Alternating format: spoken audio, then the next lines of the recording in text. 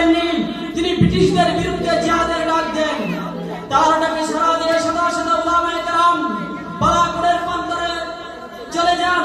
সেদিন বালাকোটের প্রান্তরে উলামায়ে কেরামের রক্তে রঞ্জিত ছিল, সেদিন শত শত উলামায়ে কেরাম শহীদ হয়েছিলেন।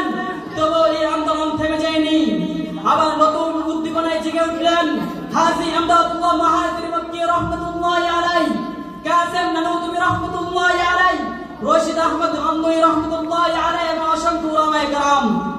সেদিন ব্রিটিশরা একটা কথা ভালোভাবে বুঝতে পেরেছিলাম, এই দেশের সবচেয়ে বড় হাতিয়ার হলো উলামায়ে কেরাম। যদি এই হাতিয়ারকে ভেঙে চুরমার করে দেওয়া যায়, তাহলে এই দেশে আমাদের শাসন প্রতিষ্ঠিত করতে কেউ বাধা দেবে না। তারা উলামায়ে কেরামের উপর অত্যাচার নির্যাতন শুরু করে দেয়। শেরশাহী রোডের এমন কোন বৃত্ত বাকি ছিল না যেখানে উলামায়ে কেরামের লাশ ঝুলে নেই। এই নাজুক মুহূর্তে 1283 সালে ভারতের সাহারানপুরে দারুল উলুম নামে এক চেরাগ জ্বলে ওঠে। যে দারুল উলুমের সন্তান করেছিল রুহবানুল্লাইল ও ফুরসানুন নাহালের বাস্তব প্রতীক্ষা, যারা সারা রাত তার মালিকের দরবারে কেঁদে কেঁদে মুখ বসাত। দিনের বেলা তাদের চোখে পানি থাকতো না, দিনের বেলা থাকতো ব্রিটিশদের বিরুদ্ধে রণাঙ্গনে ঝাঁপিয়ে পড়তেন। এই দাড়িপাখি তাই 1916 সালে এই জাতির হাল ধরেছিলেন দারুল উলুম দেওবন্দের এক রক্তধরা সন্তান হুসেন আহমদ মাদানী রাহমাতুল্লাহি আলাইহি। তিনি আন্দোলনের জ্বর ছিলেন।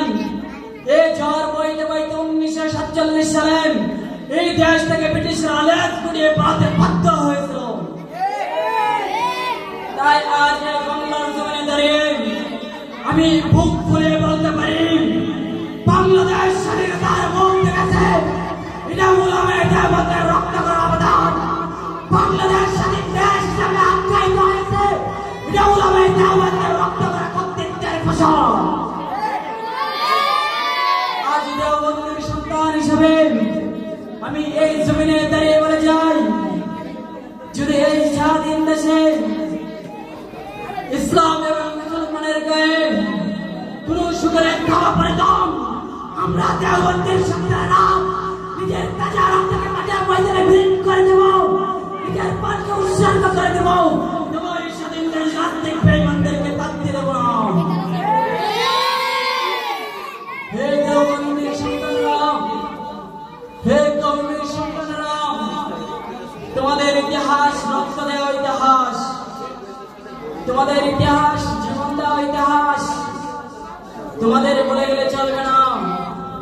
তোমাদের পূর্বপুরুষ রক্ত দিয়ে শিখিয়েছেন কিভাবে রক্ত দিতে হয়, জীবন দিয়ে শিখিয়েছেন কিভাবে জীবন দিতে হয়। ইনশাআল্লাহ সুম্মা ইনশাআল্লাহ আমরা সেই সিলসিলাকে জীবনটা আমাদের করে রাখবো। পরিশেষে আমি বলতে চাই, আল্লাহ পাক রব্বুল আলামিন যেন আমাদেরকে হকের পথে থেকে উলামায়ে দেওবন্দের মতন সত্যের মতো অটল থেকে বাতিলদের বিরুদ্ধে, পাঁচরা পশ্চিমাদের গোলামদের বিরুদ্ধে, ওই ইংরেজদের লাল কুকুরদের বিরুদ্ধে লড়াই করে মৃত্যুবরণ করতে পারি। আল্লাহ তাআলা আমাদেরকে বাতিলের বিরুদ্ধে সত্যের পথে থেকে লড়াই করার তৌফিক দান করুন। নাসরুম মিনাল্লাহি ওয়া ফাতহুন করিব ওয়া বাশশিরিল মুমিনিন। আসসালামু আলাইকুম ওয়া রাহমাতুল্লাহি ওয়া বারাকাতুহু। অসংখ্য ধন্যবাদ।